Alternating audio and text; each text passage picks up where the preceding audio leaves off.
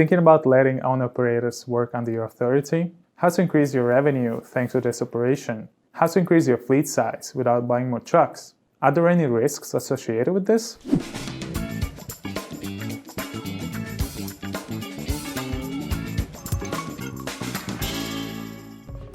Hi, I'm Taylor from Truck Dispatcher Training Company.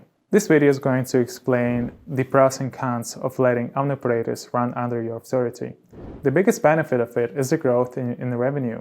That rise is due to the fact that you're charging the liaison fee to the owner-operator, and those fees range anywhere from 10% all the way up to 35%, depending on what the carrier, what type of benefits and services that the carrier offers to the owner-operator. So the more owner-operators you have under your authority, the more liaison fees you're charging, so the higher your revenue.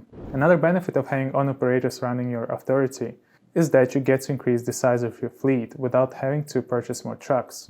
Because owner-operators have their own equipment, or at least their own trucks, they'll run under your authority. And let's say if you have 5 trucks and there is an opportunity where you could secure a very good lane, and maybe the shipper is going to require you to have 8 trucks.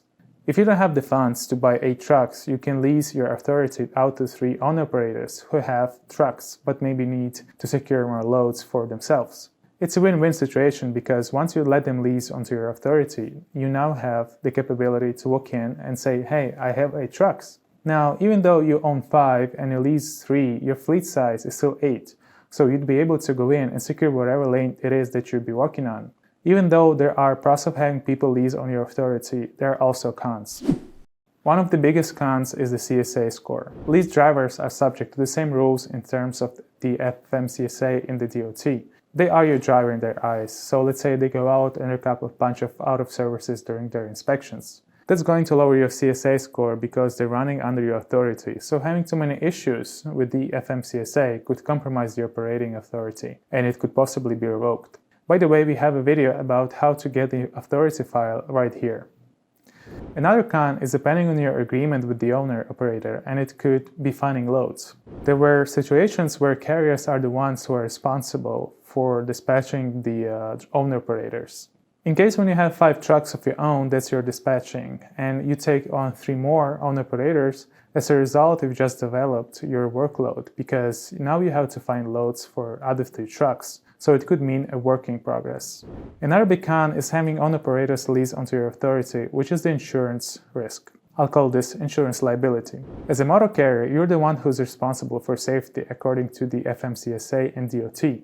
The meaning is your general public liability insurance is going to be the insurance that's in effect for the owner-operators that are leased onto your authority. That means that if an owner-operator goes out and gets in an accident in the truck, that's going to be reflected on your company's insurance. So even if none of your company drivers have ever had any issues in your company trucks, if at least one owner-operator gets into an accident, that's going to negatively impact your insurance, which price is going to go up. Another con is leasing on owner-operators is the administrative work that's going to be required. Any of the loads that owner-operators are running under your authority, you're going to be the company that builds those loads, that invoices the customers, whether that be a broker or direct shipper.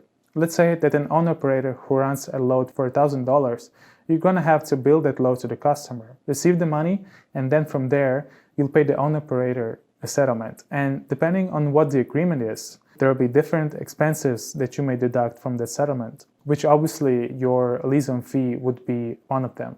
But if they're using your company's fuel card, then you'll deduct their fuel expenses from the settlement. As long as you purchase the plates for it, like their license plates, then you're probably deducting their license plate fees from their settlement. Same thing with the AOD services, etc. In conclusion, having owner-operators running under your authority will create more administrative work. If you consider starting a liaison operation, just make sure that you understand the pros as well as the cons of this decision. Hopefully this video is able to help any trucking business out there who think about leasing on owner-operators to their authority. If you find this information helpful, go ahead and give this video a thumbs up. If you have any questions, leave a comment down below and feel free to share this video with somebody who could benefit from it. Subscribe to the channel if you haven't already, and check the description box for additional information that may be beneficial to your trucking business. See you soon.